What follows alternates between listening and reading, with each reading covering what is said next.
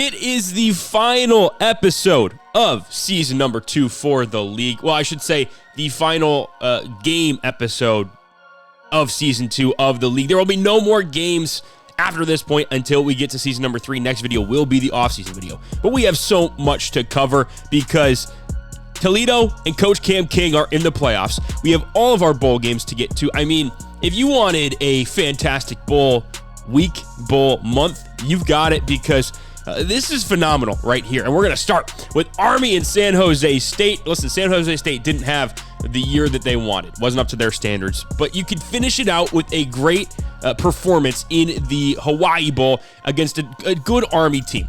They got down early 7-0. A safety helped them, get on the board, and then their offense just took off from there. McCoy on the run. That is a beautiful throw. I mean, you're just not going to see anything better. Rolling to your left on the run, just dishing that one out.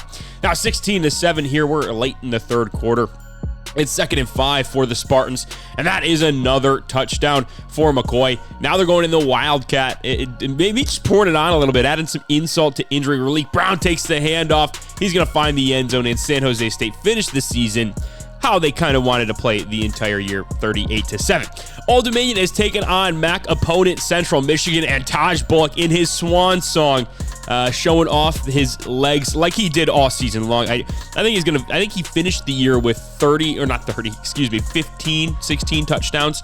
But Central up the middle. That defense got absolutely obliterated. But then on the RPO, a little bubble action there, right back down the field for the Monarchs. But the defense, again, this is a big problem with Old Dominion as we've seen this season. They just have not been able to consistently step up when their team has needed them to. 17 all now as we get into the third quarter. And Taj Bullock is going to find his guy underneath, and TJ Lott is all but gone. You're not catching him. What a beautiful play to counter the man blitz. Then they get the ball back after the defense makes a stop, and we're going out to the flat on the RPO yet again. That's another touchdown. 31-17. Now we're back in goal to go, and Bullock going to keep this one up the gut. 45-24. Great end of the season for Old Dominion. They get to 7 wins. Delaware looking for an illustrious 9-win season against Sun Belt opponent Arkansas State. And it is, I believe that was Saeed St. Fleur that scored the touchdown. Yes, it was, number 28. Making this thing a 7-7 ball game. And then that is Noah Vitko, the backup tight end, finding the seam. And I mean, you can't leave a guy that wide open, no matter how slow he is. Now 14-7, we're going to go back to Vitko underneath, and Vitko's going to score for the second time today. Kind of a wall there. And then it's going to be Saeed St. Fleur yet again, 31-7 now, 34-18 now. Arkansas State going on a little bit of a run, but it doesn't matter. Mason Kelsey to the end zone. That is 41-31. Delaware gets to 9 wins on the season. Now we got Western Kentucky and TCU, another Power 4 opponent for Western Kentucky. They haven't exactly fared well against them, but this one got off to a great start. That is a beautiful throw from Berlowitz, who is now your starting quarterback, and he's actually going to keep it on this one. A little unconventional, going the other direction, and he's going to find the end zone. Kid's got moxie. You have to love it. There's a good chance that he's the starting quarterback for this team next year. But the defense on 2nd and goal gives up the screen pass to take this to a 14-7 ball game. Offense didn't do anything with it, so TCU back with the ball. Minute 42 left in the first half, and that is going to be a laser, but the safety misplays it. Oh, that should have been a pick. I mean, that's a pick 9 times out of 10. Maybe 99 times out of 100, and then the defense just continued to fall apart. What are we doing? QB draw, nobody can get off their blocks. Now it is 21-14 Horned Frogs. This is unacceptable. The next TCU drive, making changes at the line of scrimmage, and then we're throwing the deep ball. I mean, listen, you're just going to have to do a better job covering that. You're just going to have to, because that's another touchdown, and we now have 28 unanswered for TCU. And I don't mean to burst any bubbles, but we're going to make it 35 unanswered. The running back is wide open on the Texas route. 38-21 is your final. Yeah, that's a rough way to end the season for Western Kentucky, no doubt about it. Now we got our first college football playoff game. Toledo taking on the Duke Blue Devils, and this one started off. Duke gets the pressure here in the second quarter, and that was a pick 6. That is an awful way to start for Toledo. Just couldn't get anything going in the first quarter, and then the first touchdown is a defensive one for Duke. And then the RPO, I mean, you just can't play it any worse than that. You really can't. Safety bites on the run. There's nobody out there. Corner bites on the run. There's nobody out there. Like, just all around bad. We now have 14-0 Duke, and it's looking like Toledo may have a short-lived run in the college football playoff. But Carl Gastineau, the freshman, finds the end zone on the drag route right there. We have 10 seconds left in the first half. A stop here for Toledo would do wonders for their chances to win this ball game, but it's going to be another Duke touchdown. Darian Mensah was on fire in the first half. Now down 21-7. Hey, I believe that is our Heisman Trophy winner, Jonathan Paylor, paying off with a touchdown. Defense gets a stop, and it's going to be Carl Gastineau for the second time. What a throw by Maddox Madsen, just beating the press man coverage on the outside, tie this thing up at 21. Now Madsen again on the angle route. That is another touchdown. That is a beautifully drawn up play against man coverage. Puts Toledo up 28-21. But the defense just could not get the stops they needed right here down late. And it's going to make this a 28-all ball game. Duke trying to really own home field in the second half of this one. But it was the backup quarterback making a play there to extend this lead to 10. But it's not over yet. How can it not be over? There's 20 seconds left in the fourth quarter. Well, when you let a guy get that behind a defense, it's going to spell trouble. And then they needed the onside kick, and guess what? They didn't get it, but fumble, and Duke recovers, which means it's going to come down to one last play. 1 second left. Not like second and 10 matters. You have 1 second left for the rest of your life, Duke. Can you score a touchdown and win this ball game? The answer is no. Gets sacked, or not really sacked, but gets hit as he's throwing the football. Toledo wins this one 38-35 and has a date with Ohio State in the second round. Middle Tennessee State and Coach Doc Hudson taking on Coach Good and the Coastal Carolina Chants. And this one started out rough for Coastal Carolina. 4th and 13, and your defense is made a fool. Another stop for the Middle Tennessee defense, and they just went and scored again. So it's now 14-0 quickly in the New Orleans Bowl. 13-2, because there was a blocked extra point that was taken back for 2. Yeah, this one got a little weird early, and then it was Julian Duggar on the run. That is another touchdown. That is 3 of them early on in this game. Defense gets another stop. We're still in the first quarter, by the way, 20-2, and if you know why I'm showing you this play, it's because there's going to be another touchdown. That is 27-2 in the first quarter, and it just felt so easy for Middle Tennessee this entire game. But Coastal Carolina would not go away without some sort of fight. 27-2 now, and this is going to be Achilles Smith on the roller. That's Roquan Barber. I'm not sure which quarterback that is at this point. He gets the touchdown. They don't get the 2-point conversion, so it's 27-28.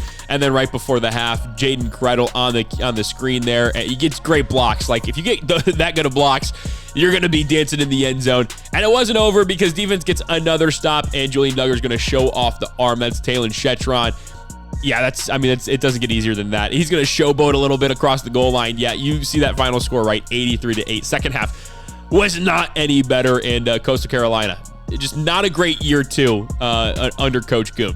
Ohio taking on Utah State. So Coach Eric Taylor in the bowl game and taking on a number 15 team in the country that has 11 wins on this season.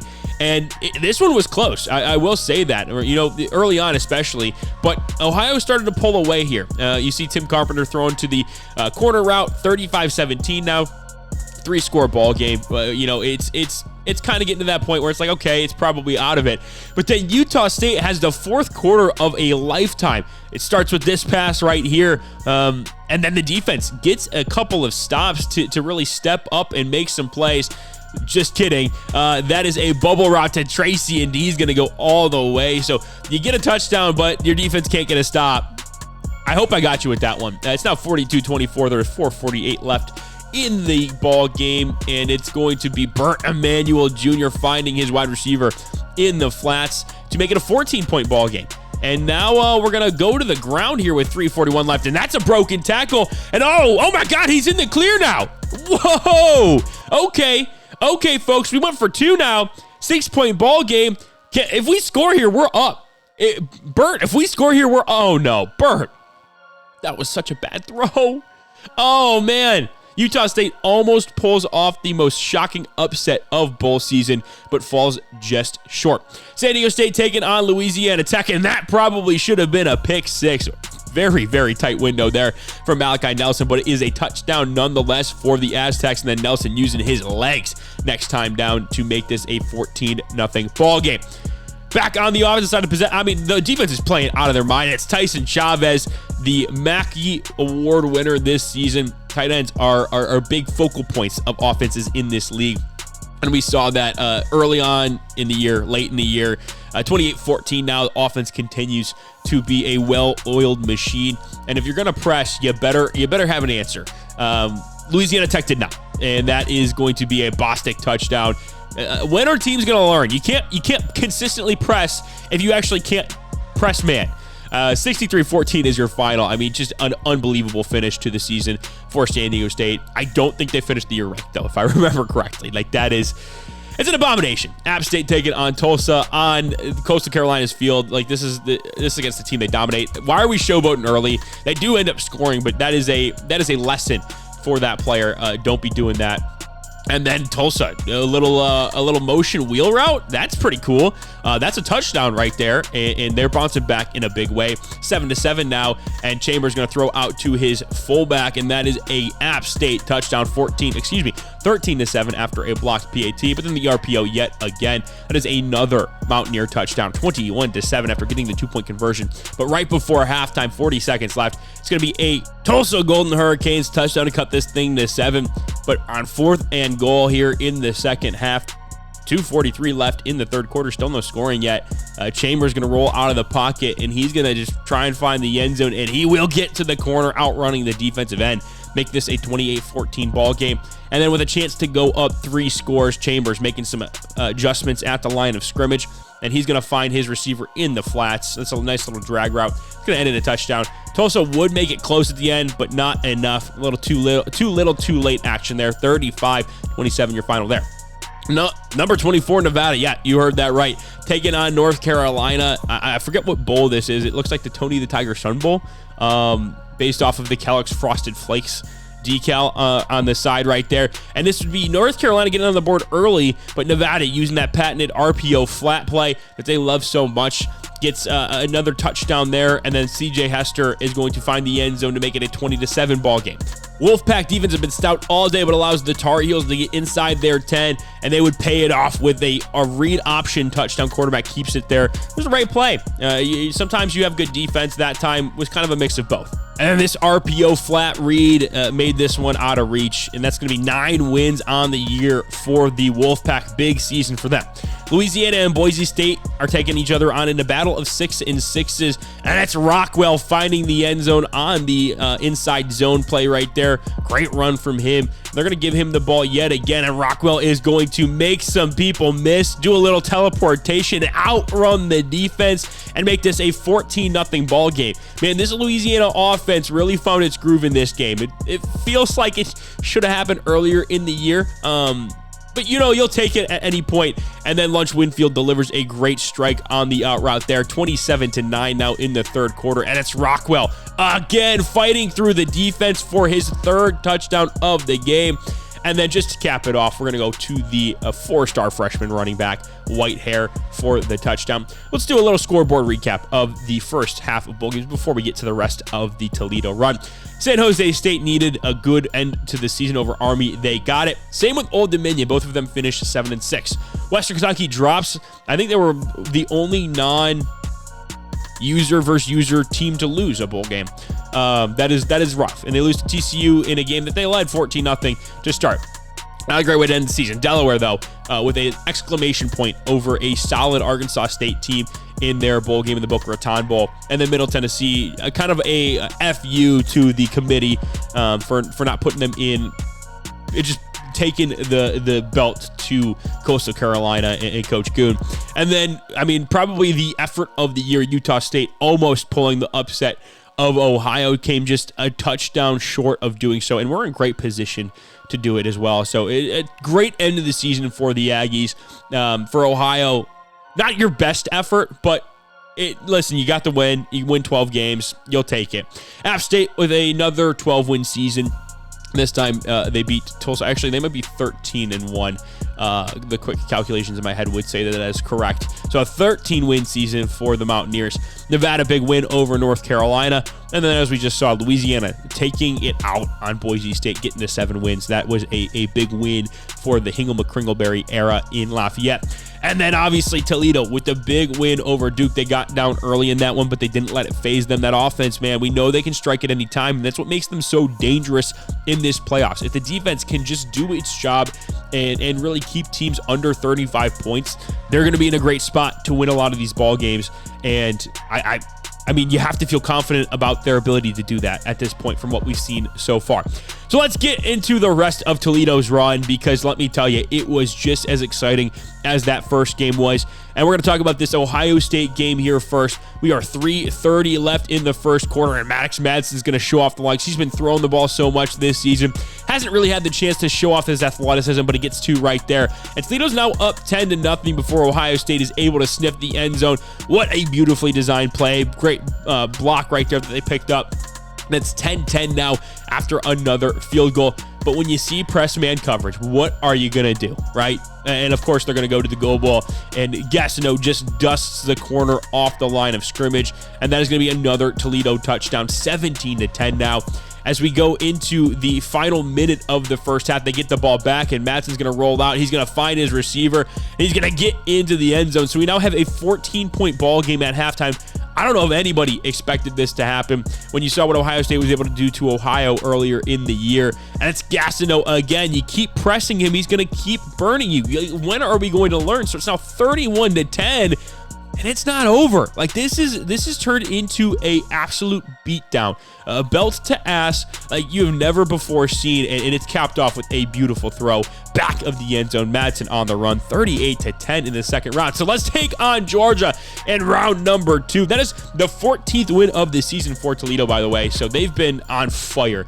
But this Georgia team is good. They're the number 1 team in the country for a reason, and they showed it on their first drive. Marched right down the field, added a touchdown to the board to go up 7-0. But you really can't play man against this defense. They're too fast. They're too skilled. And Jonathan Paylor shows you exactly why. I mean, he's a Heisman Trophy winner for a reason. The guy is absolutely unreal in space. So it's 7-7 now, but defense allows Georgia to march all the way back into the red zone, and this time they're going to do it on the ground. That is a wide open hole. Pay it off for 6. 14-7 now, and we're talking about very next play. I mean, the very next play after the touchdown, it's Gastineau, who's having a hell of a playoff run. This is now his 5th touchdown, I believe, in the playoffs. Like, kid is unbelievable, has such a bright future at Toledo. Georgia went down and got a field goal. I just don't know if that's going to be enough. We got another Paylor touchdown. I mean, you're talking about the Heisman Trophy winner. You're talking about a freshman who could have been an All-American had he not been on the same, offense as Jonathan Paylor, who, by the way, is going to score his 3rd touchdown of the game as the Rockets will go up 28-17. Listen, I keep saying it. Guy is a Heisman Trophy winner for a reason. Georgia gets into field goal range in the 4th quarter and is going to line up for one, but it gets blocked. And there's so much space to run here. And I think you know where this is going. Toledo, the special teams is showing up and adding a touchdown to go up 35-14. Excuse me, 35-17. But Georgia would not go away. And this one's going to be Nate Frazier, the best running back in the country in terms of overall wise. Them stats don't necessarily back that up. A long-ass touchdown run. They needed to score quickly, and in doing so there allows them to have some hope and stay alive in this game. 35-24. Defense got another stop for the Bulldogs, and that is going to be a beautiful pass. They get the 2-point conversion, what makes it a 3-point ball game. If you get the stop for Georgia, you have a shot. But if Toledo gets it, they win the ball game. And they got it. They are going to the national championship game. And their opponent in this game will be the USC Trojans. They get to face the number 2 team in all of the country. And for the first time in the league's history, the very first playoff run that we see could result in a national championship. That is just mind-boggling to hear. Because, listen, we all took over not great programs. I guess Toledo is probably the best of the bunch. And now, Coach Cam King has a chance to write his name in the history books, get on the board first, and really dominate what could be a very tough league. And it was Maddox Madsen finding his tight end in the seam to start this thing off 7-0. We are now in the second quarter, and USC has yet to score, but Jaden Maeva, who was the best quarterback in the country this season, finds his tight end, and they get into the end zone. USC defense gets a stop. I believe they had a couple interceptions this game. And then Makai Lemon in the end zone. I actually don't know if that's Makai Lemon, but that was a jump ball, head top. Put it on a poster, hang it up in your room. That was beautiful. And then Maeva again showing off the arm. And now it's Toledo's defense that is getting dusted. I believe that is Torres there, one of the four-star freshman corners that they brought in. But Paylor and the offense would march down the field and add a touchdown before the break. But they could not stop this USC offense.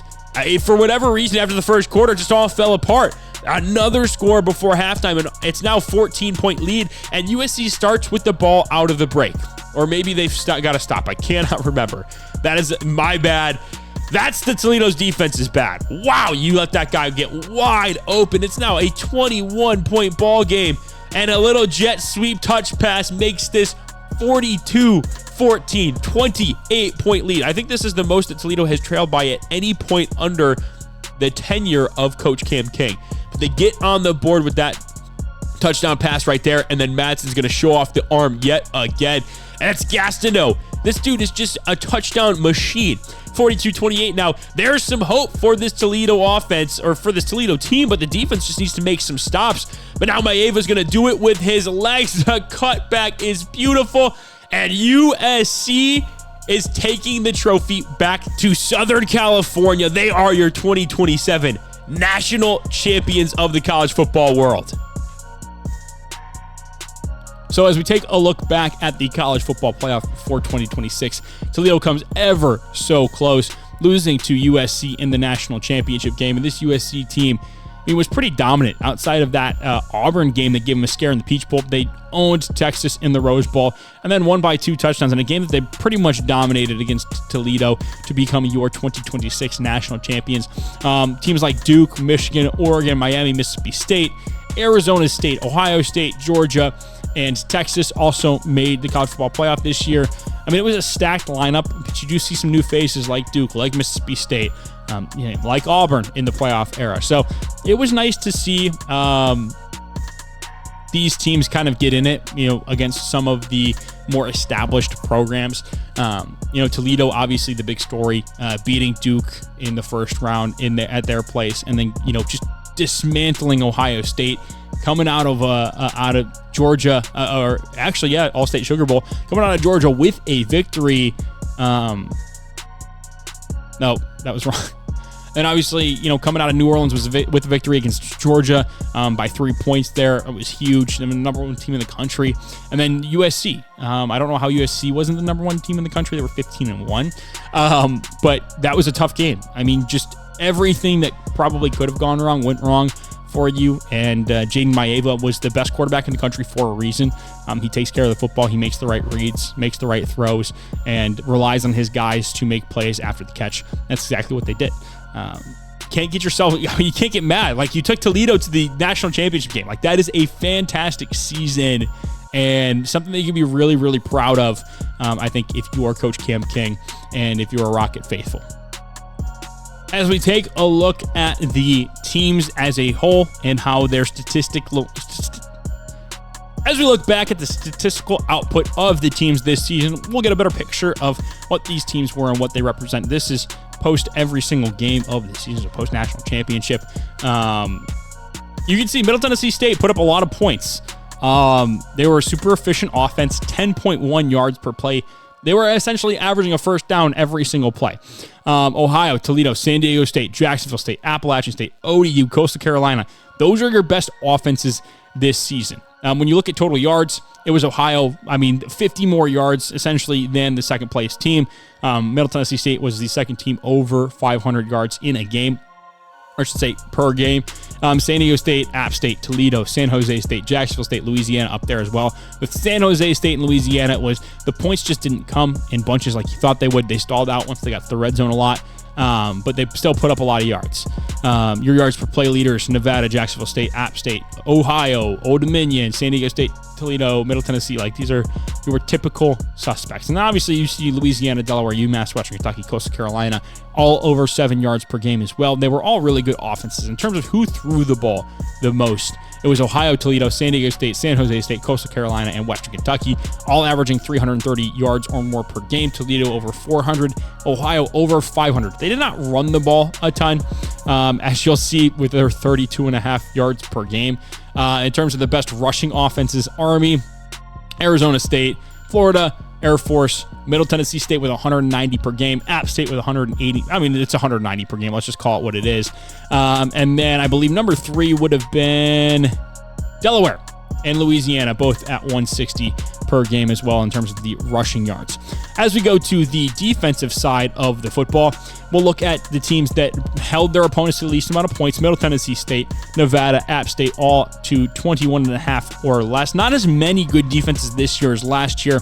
Not entirely sure why that is, but in terms of yards, it was App State all the way. The only team to hold opponents consistently under 200 yards. UMass was up there as well with 317. Middle Tennessee State with 328 would have been the third best league team in that category. In terms of defensive pass yards per game, man, the CPUs really had our number, and a lot of the teams in the user versus user games like to throw the football, because San Jose State actually had the best defensive pass yards against of any league team at 242 yards against, and it was like not even close. App State would have been second at 253. But then once you get to rush yards per game, you'll notice everybody is dominant against the run. Teams like Ohio, App State, UMass that blitz a lot. And you see, maybe not so much UMass, but you see high sack numbers. That's going to affect their rush yards per game allowed. 88 sacks from Ohio is by far the most in college football, and nobody came close.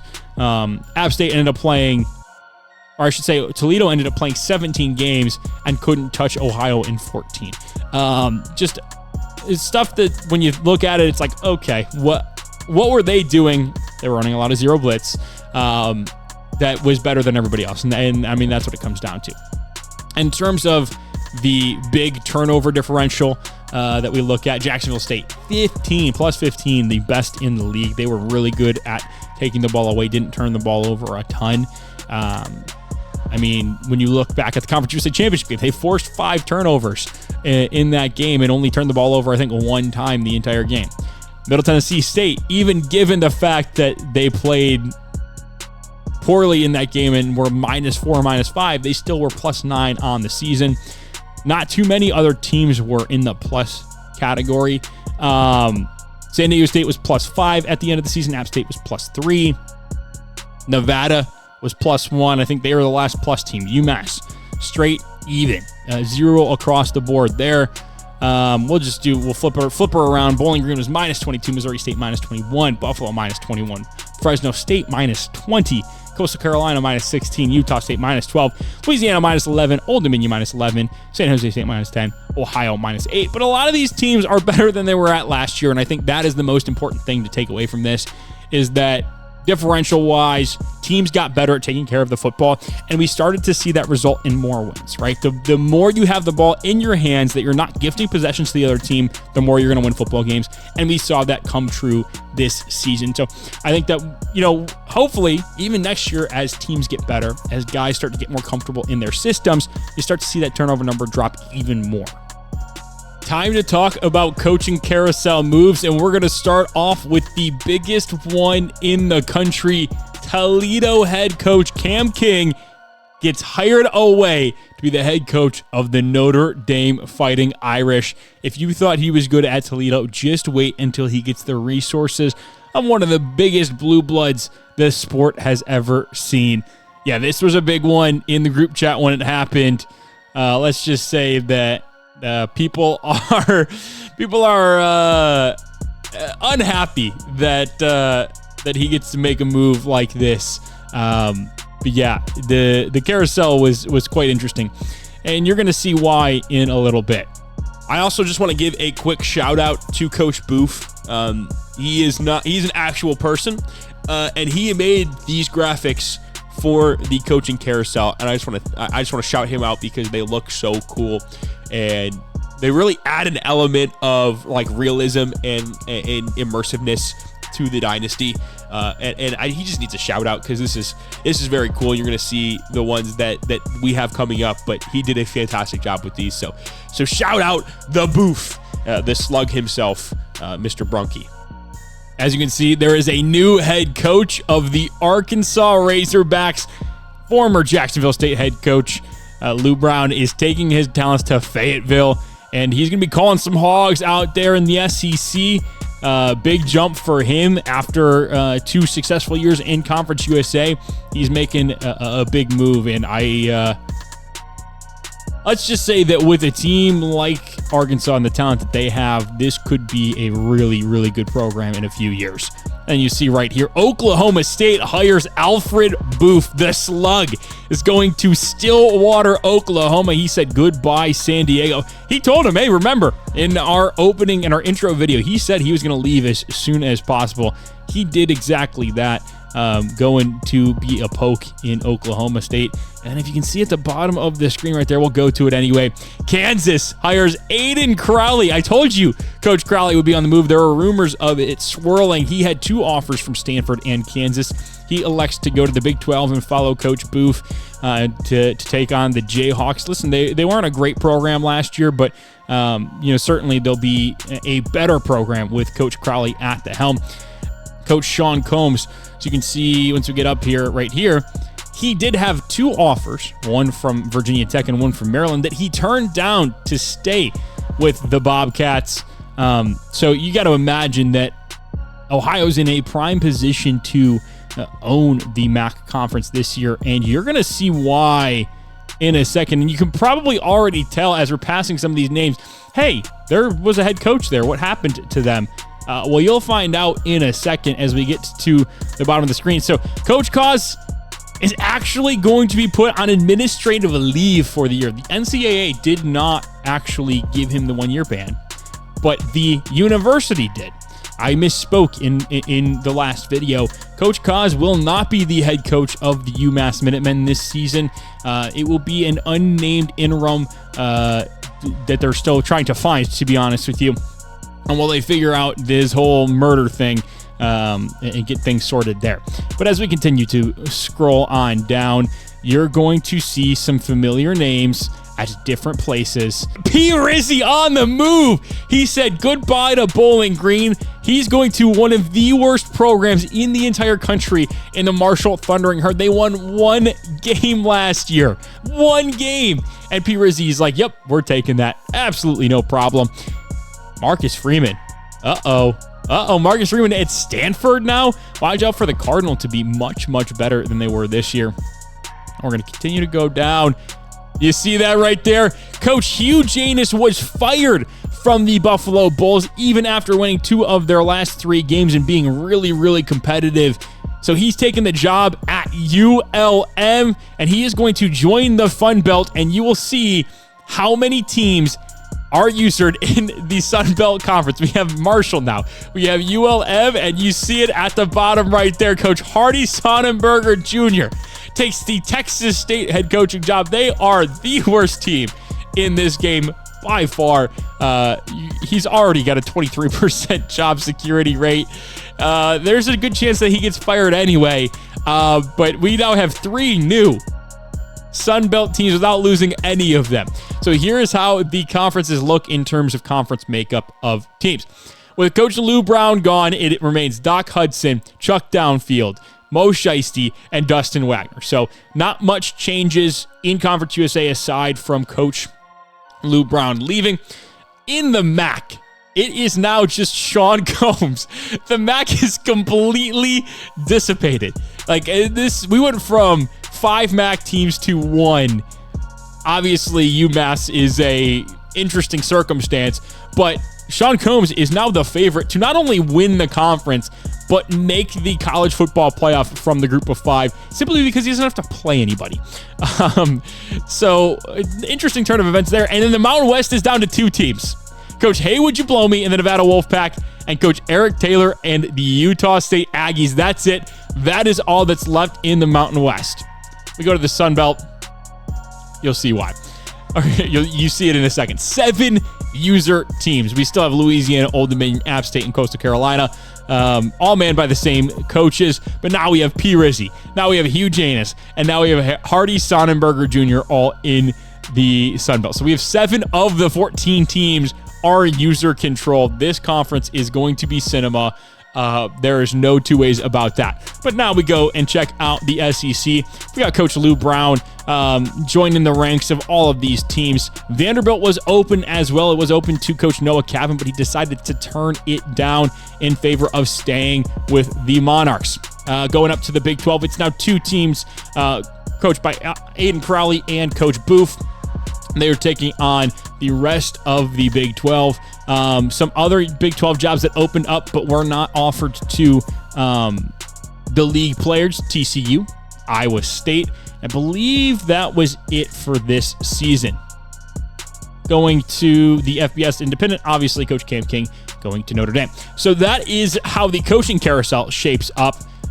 We will have a much more interesting year 3 than I think we anticipated, given the amount of change that has happened in the league with this coaching carousel. Just wild stuff happening right now, and not much else to say. So a lot has changed, it's safe to say. When you start out the league with 19 teams, in 4 different conferences, you start to get a feel for, okay, who's the best teams in each conference? What are going to be some of the CPU-controlled teams that can give fits and create rivalries and whatnot? And, you build these natural user rivalries because of that. Well, that's gone now. A decent amount has changed, especially in the MAC and the Mountain West. And we're going to have to live with that. We went from 5 MAC teams to just 1. We went from 5 Mountain West teams to just 2. We went from 4 Sun Belt teams to now 7. The Conference USA is down to 4 from 5, so not a big change. But we also have 2 Big 12 teams, an SEC team, and now an independent team that does play a heavy ACC schedule. This is the new look league as we enter year 3. So with the offseason video next up, start to get a better view of the landscape of what the league is going to look like, because it's not going to be the same thing you're used to. Formats and everything in the videos will still be the same, but things are going to be different. There's going to be more talented teams. There are going to be different rivalries formed, and there are going to be, honestly, probably more teams that make the college football playoff. I think that's the big thing that we gain from this, is that you have a Notre Dame, you have a Big 12 winner, you have an SEC winner that's going to make it, but you still have that group of 5 rep, and then any at-large possibilities with how good some of these teams are already. So I'm excited to see where this goes. I think the offseason video is very good. We'll actually talk about recruiting in that video, which I'm very happy about, and then we'll give you a look at what the teams look like going into year 3, what the schedules look like for year 3, because they are a little bit different than what we're used to.